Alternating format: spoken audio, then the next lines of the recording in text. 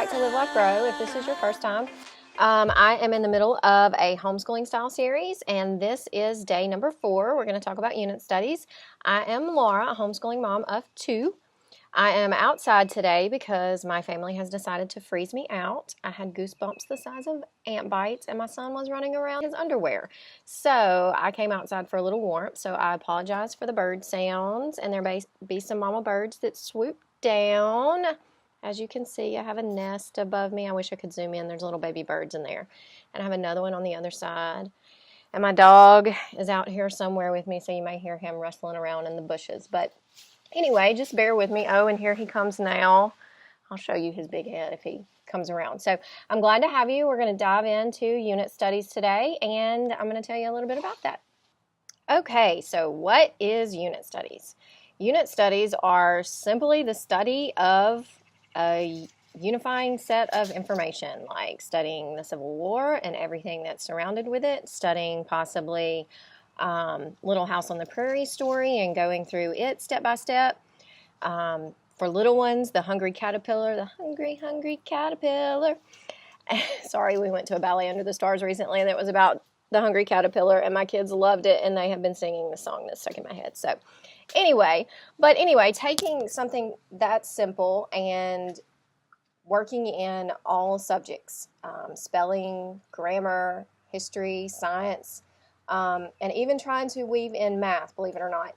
So you can also weave in art, weave in cooking. I mean, essentially, it's limitless, the things that you can weave into a unit study.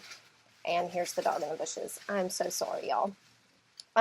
So unit studies is simply the study of a single unit of something, unifying something together, and picking it apart and figuring out how you can weave in vocabulary and all subjects into that unit study.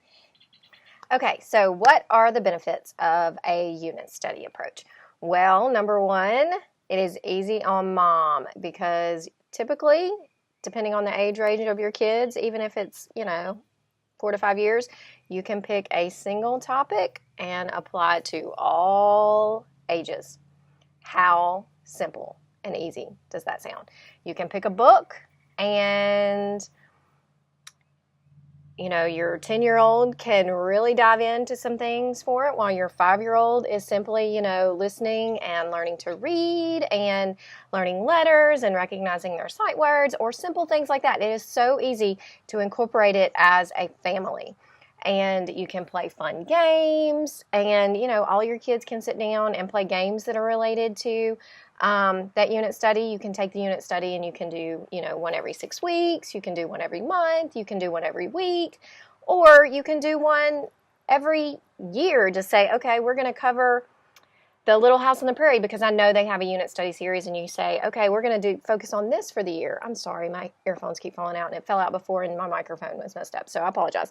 So anyway, that is one big advantage to unit studies. I mean, that sounds pretty awesome to me, that we could just pick, one thing, and I can cover it all with my kids. Relatively inexpensive because of that. And then another thing is, all subjects are covered in that unit. It is a little hard to incorporate the math, so, I would recommend getting an additional math curriculum, but if you are creative and you can rock it, then work math in. But anyway, you can cover music, you can cover poetry, you can cover art, you can cover history, and it kind of gives your children this concept that everything is related. You work through history and you're able to cover everything that's related to that history. You read letters from the Civil War.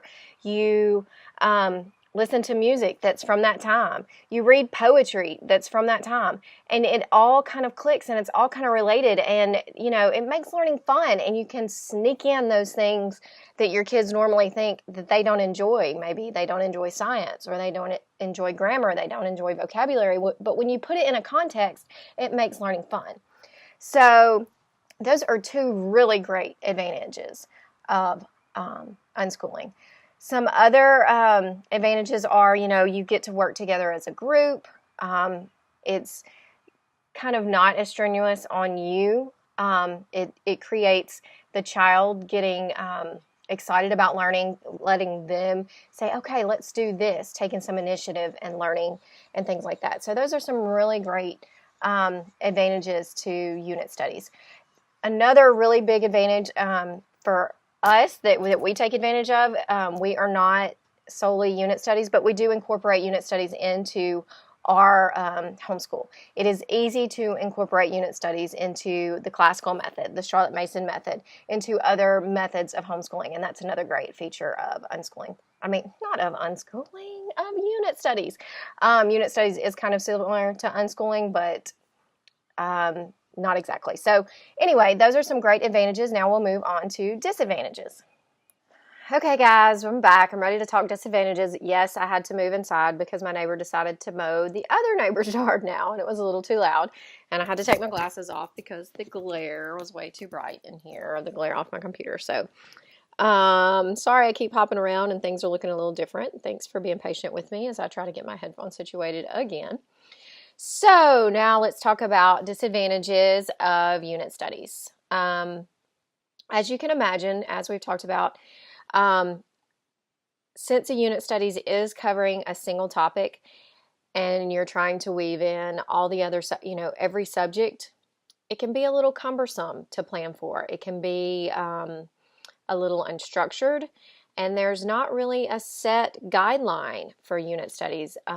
It's more kind of a curricula, say, hey, I'm going to pick this and I'm going to study that, but it's not like you can go out like you can with Charlotte Mason, and Charlotte Mason says, okay, I want you to learn this in the early grades, and this is how I want you to learn them. Or in classical, when they say, okay, we're going to start in ancient times in history, and we're going to follow this through, and you're going to learn all your prepositions and learn all this in your grammar grades.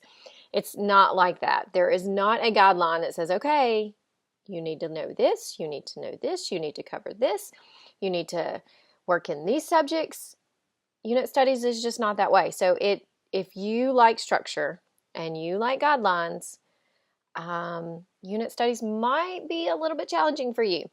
So, yes, there's no set guidelines. There are unit studies out there where you can go and buy curriculums, but and you can follow those guidelines, and that may help, and that will be some kind of structure for you. So definitely look into that. A lot of people say, and I think that unit studies create knowledge gaps. I mean, when you're going out and you're studying a variety of things, and there's no set guidelines that says, okay, hey, you need to know this, and hey, you need to know this, and you're not checking off boxes, possibly there can be knowledge gaps, especially in math or some of the sciences. It's hard to apply math into unit studies because math is something that you have to build on, and it's hard to kind of fit that into the unit studies. That's why a lot of people who do unit studies do have a separate math curriculum. So that is one of the disadvantages of unit studies. Skipping around, kind of, you jump here in history, you jump here in art. Those things are okay, but it's not really okay in math. And so that it has been shown that sometimes people who just do unit studies and kind of don't do an additional math curriculum or something have those knowledge gaps in certain areas. Let's see. I know in the advantages I talked about how planning time could be saved. And now I'm not gonna completely contradict myself, but I am gonna say time can be saved if you have multiple kids. You're planning this out. You're not having to do a lesson for every single kid. You're doing one lesson for all of your children. Well, if you just have one child and you're trying to do a unit study and you're trying to incorporate all of these subjects, whether it be science, history, art, Bible, and math, everything, you're trying to go out and grab these resources, and you're doing that for one child, that may actually be more time consuming than it would have been had you gone with a classical or traditional or Charlotte Mason or some other homeschooling method. So Note that the advantage is time savings if you have a bigger family, but it might be a little bit more time consuming if you just have one, maybe two children. So it just depends on really how elaborate you get, and if you're buying those boxed unit studies, or if you're totally awesome and rock and pulling that unit study together yourself. And like we talked about, unit studies are not as straightforward because they don't have work text. They're not going to have a textbook that you're reading. Your child is not going to sit down and do a worksheet. I mean, it's not going to be as clean. You know, you're not going to have that binder on the shelf that you pull out every day to do that little math curriculum, or your homeschool book, you know, little basket that has all your books in it, and be able to pull that out, do your work, and put it back. With unit studies, you're going to be going out, you're going to be journaling, you're going to be going out talking to people. It's kind of going to be a lot of places. It's not quite as neat and in a little tidy box tied with a bow like some of the other curriculums might be. Not to say that that's not going to be super fun. It's just letting you know, hey, we're not going to be in this little box here. So that might be a disadvantage, or you might see that as a disadvantage. And I think, like I mentioned this in the advantages, just to kind of say, you know, if you need structure, if your child needs structure, you know, I've known parents who are so laid back, they don't need structure, but then they have a little child who does need structure. And a lot of times smaller children do need some structure in their lives. But if they crave a schedule and they crave structure, unit studies may not be the right fit, because it may kind of give them this sense of chaos or cause them a little more anxiety than some of the other methods might not have. Whereas, I mean, you can, like I mentioned in the advantages, as long as you're aware of these things, you can turn the disadvantages into advantages. Just adjust. Just adjust. If this is something that you think that you will love and that your child will love, adjust. You know, plan a math curriculum, plan some structure, get the planner that I'm going to link you down to. Go out, lay it out, put the work in, and have fun with it. That's what homeschooling is about. So those are some of the disadvantages. There's no set guidelines. So there's potential for knowledge gaps. It can create confusion for children when you're jumping all over the place with art, history, and there's no kind of cohesion of where things are. Potential for the knowledge gaps, like I said, in math and needing an additional math curriculum. Planning could be more time consuming if you only have one child, as opposed to just following a different curriculum for that child. It's not as neat and packaged in the nice little tidy bow as some other curriculums. And if you or your child needs structure, it might be a little challenging for you. So those are some of the disadvantages. Now we're going to talk about, is things to consider if unit studies are right for you. Okay, let's talk about things to consider when you're deciding if unit studies is right for you. Do you want the freedom to decide what you and your child are learning? I mean, just that simple. Do you want the freedom to say, hey, we're going to learn about the 1800s this week? If you want that freedom, unit studies might be right for you. Number 2, hey, do you get excited about the opportunity to take a subject or take a topic and spread all subjects about that topic, related to that topic, and, you know, teach that and learn that with your child? If so, unit studies might be for you. Does diving into a single topic or single unit for a longer period of time get exciting for you, or does that seem like you might get bored or your child might get bored? If you get excited about, say, hey, we're going to study this for the next 6 weeks and we are going to be experts when we come out. You know, if that is exciting for you, unit studies might be for you. If it's not exciting and you are kind of like, oh my gosh, we're going to have to talk about the Civil War for the next 2 months, and I've got to get my child to focus on the Civil War for the next 2 months, or some other topic, unit studies might not be right for you. Okay. Do you like to gather information, as I talked about in the disadvantage is, there's no real set curriculum or no real guidelines that you kind of have to go out and pull all this information together. Are you an information gatherer? Not everybody is. My husband loves to gather and research and do. I'm not the biggest fan. I've gotten a little bit better since we started homeschooling. But going out, and gathering different things, if that's your thing, you might definitely like unit studies. So if you went to traditional school or your child has been in traditional school, did it frustrate you that, there was a set list of facts that they just had to memorize and that, there's no cohesion and therefore your child kind of wasn't able to put the puzzle pieces together? And you would like the opportunity for them to kind of learn everything all together, then unit studies might be for you.